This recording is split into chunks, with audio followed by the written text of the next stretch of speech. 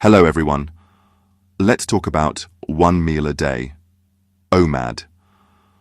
These days, more and more people are getting interested in this way of eating, and it's easy to see why. From weight loss and better focus to anti-aging benefits, OMAD is often praised for its wide range of positive effects. But at the same time, there's a growing wave of concern. Doesn't OMAD cause high blood pressure? I heard it raises your cholesterol. Won't your blood sugar crash and make you faint? Doesn't it slow down your metabolism and make you lose all your muscle?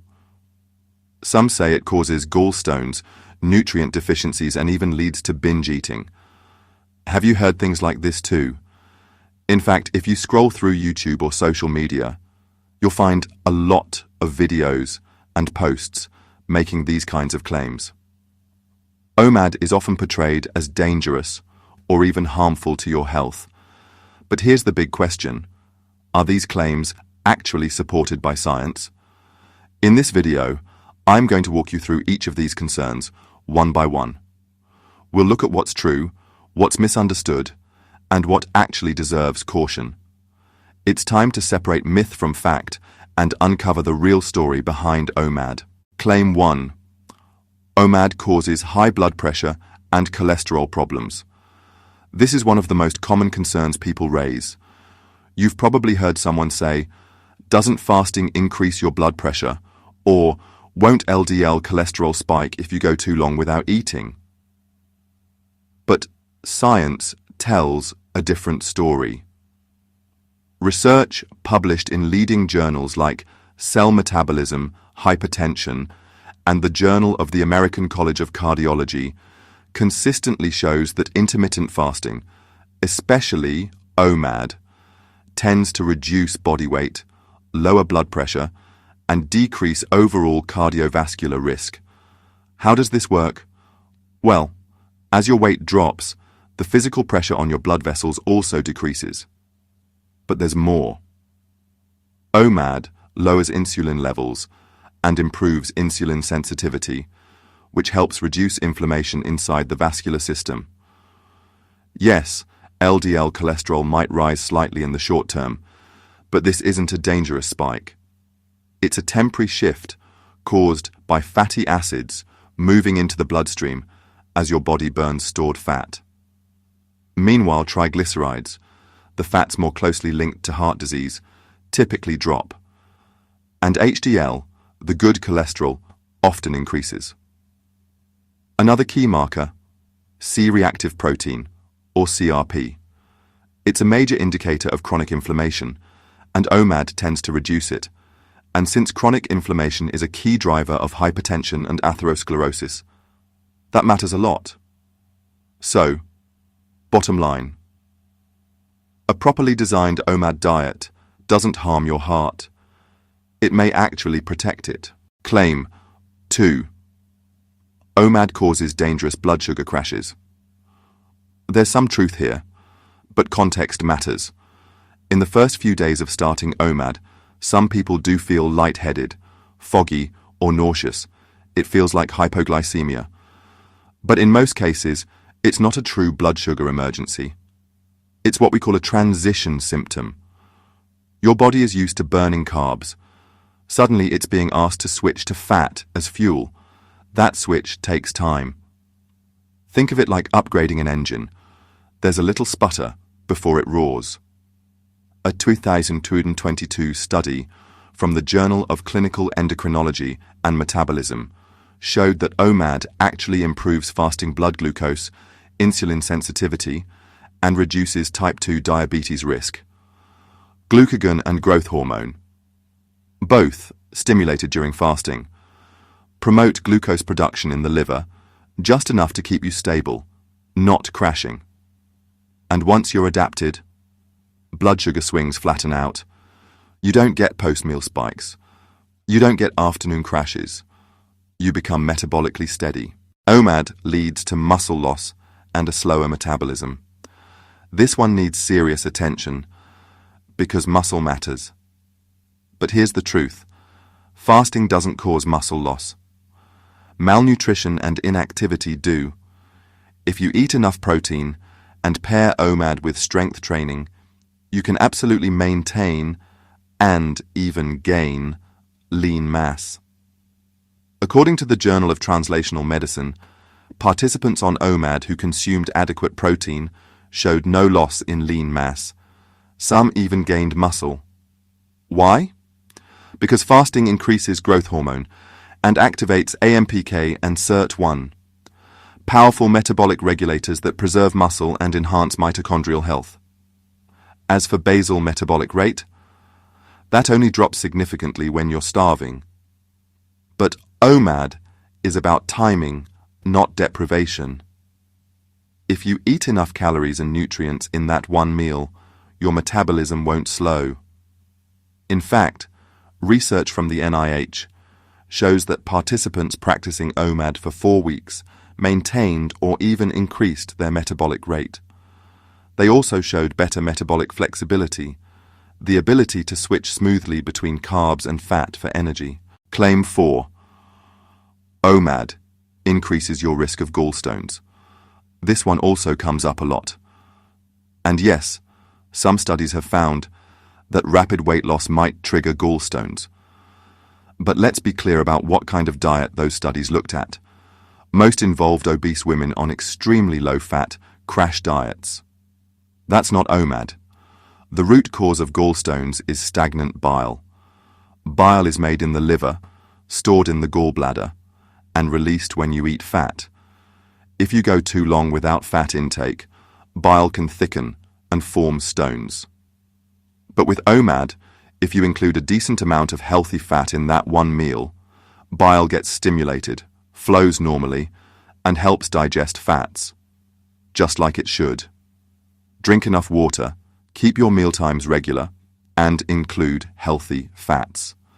If you do that, gallstone risk doesn't increase. Even the journal Gastroenterology confirms this. High-fat, high-protein meals help induce bile release and reduce the chance of gallstone formation. So, again, OMAD isn't the issue. A fat-free diet is. Claim 5. OMAD leads to nutrient deficiencies. This one is partially true, but also mostly misunderstood. If you eat just one small unplanned meal a day with little variety, yes, you might miss some key nutrients. But ask yourself, how many people eating 3 meals a day still end up nutrient deficient? Interestingly, many OMAD practitioners become more nutritionally aware. They realize they only get one chance to get it right, so they plan their meals more carefully. They make sure to include protein, fiber, omega-3s, key minerals, B vitamins, iron, and folate. They build thoughtful plates, not just snacks. According to research in nutrition and health, people doing intermittent fasting actually consumed more magnesium, B12, and folate than those on regular eating schedules, and protein intake equal or even higher. Also, because OMAD leads to more stable blood sugar, the absorption of fat-soluble vitamins like A, D, E, and K improves. The key is meal design. If you plan OMAD with intention, it's not a risk. It's an opportunity. Claim 6. OMAD triggers binge eating or disordered eating behavior. This is a sensitive one, and it deserves nuance. If you have a history of eating disorders, yes, OMAD should be approached cautiously. But for people with normal eating habits, OMAD can actually improve the relationship with food. Here's why.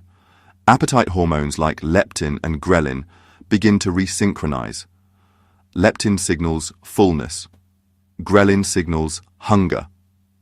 OMAD re-establishes a rhythm between the two. In contrast, snacking all day disrupts this rhythm, leading to constant cravings and mental noise around food. But OMAD creates clear boundaries between eating and fasting. That boundary, in many cases, reduces food obsession and increases mindful eating. In fact, a study in the journal Appetite found that intermittent fasting helped reduce compulsive food thoughts and increased satisfaction with meals. Still, early days can be tough. Structured meal planning and gradual adaptation are key. Claim 7. OMAD is hard to sustain. You'll get headaches, dizziness, and fatigue. There's truth here, but it needs to be understood as part of the adaptation phase. When you first start fasting, your body is used to running on sugar. Now you're asking it to switch to fat. That switch doesn't happen overnight. In the first 3 to 5 days, you might feel off. The symptoms are well known: headaches, dizziness, fatigue, nausea, brain fog. But these aren't signs that OMAD is harming you. They're signs that your body's recalibrating. Usually, these symptoms come from temporary electrolyte imbalances, caffeine withdrawal, or simply adjusting to a new fuel source. Hydration, salt intake, and easing into OMAD gradually can make a big difference.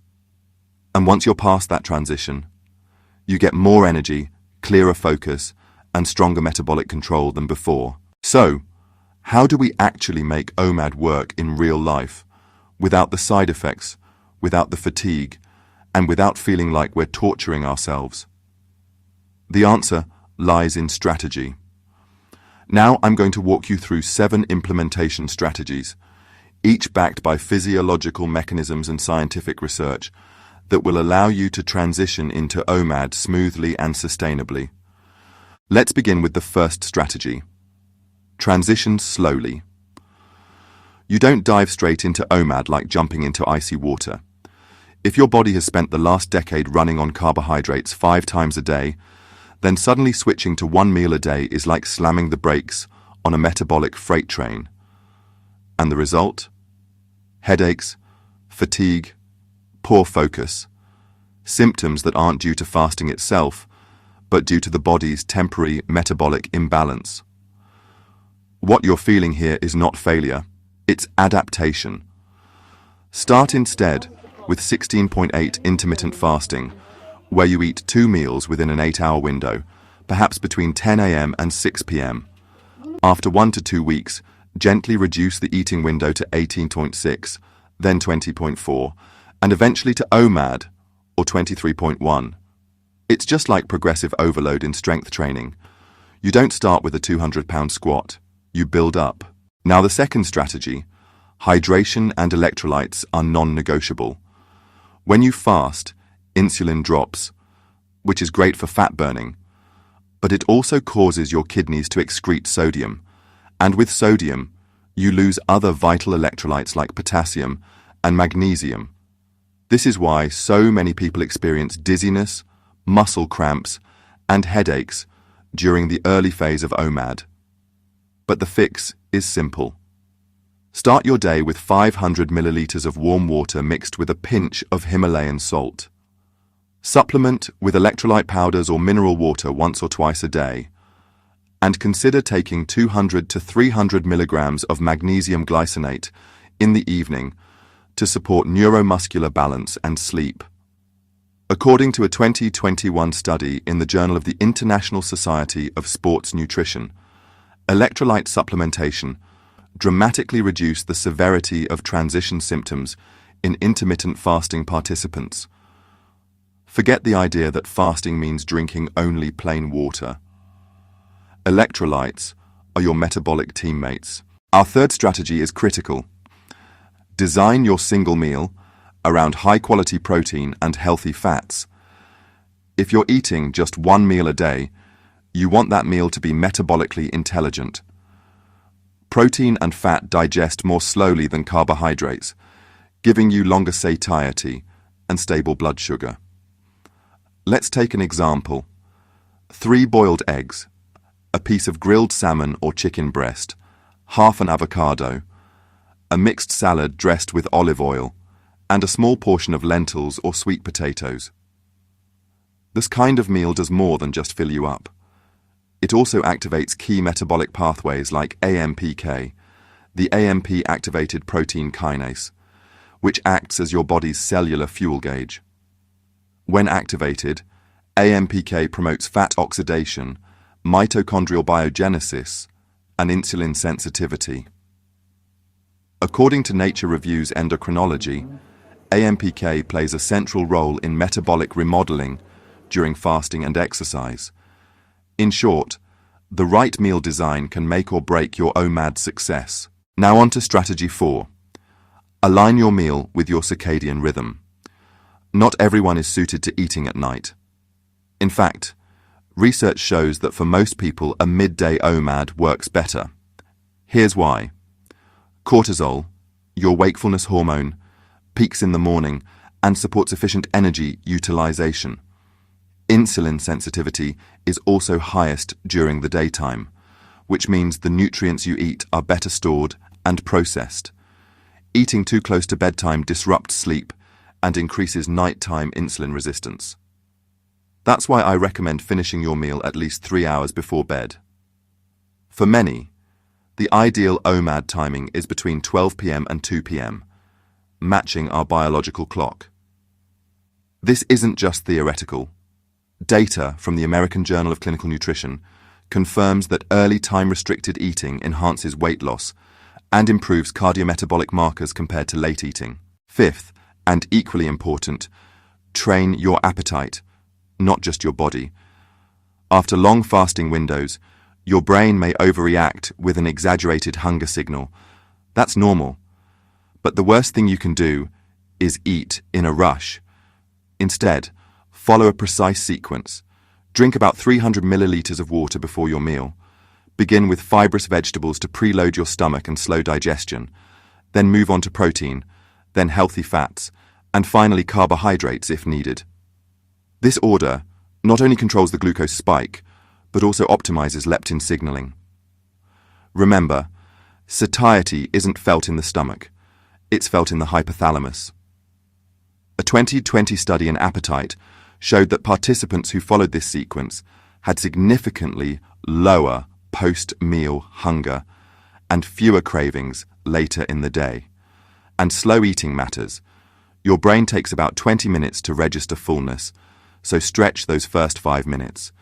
Treat it like meditation, not a race. The sixth strategy is essential if you want to preserve muscle. Combine OMAD with resistance training.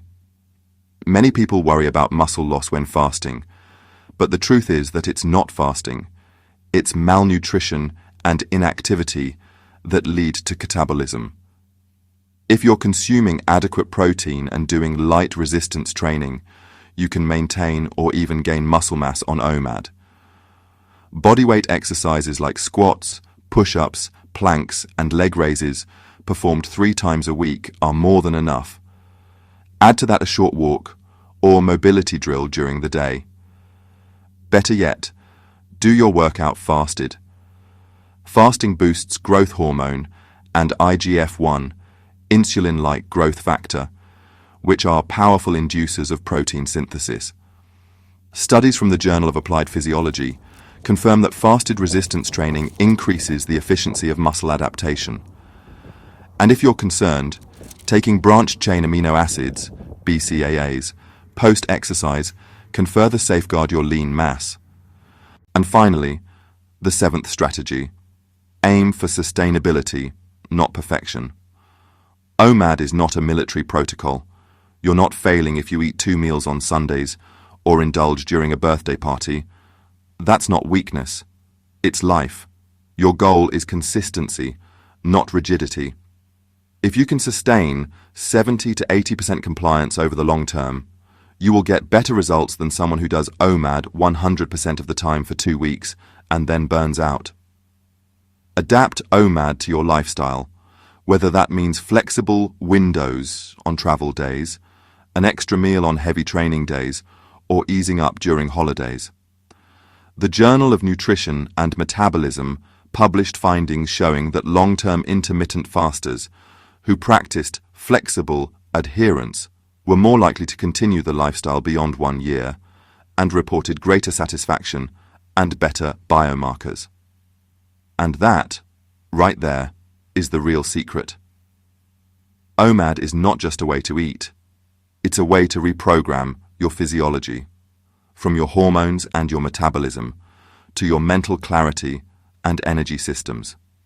Done right, OMAD doesn't deprive you.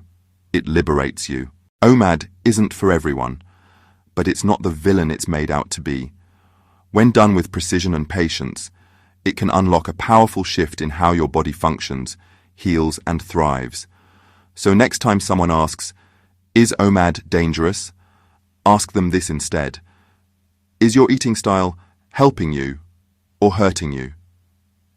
Because in the end, it's not about how often you eat, it's about how well you fuel.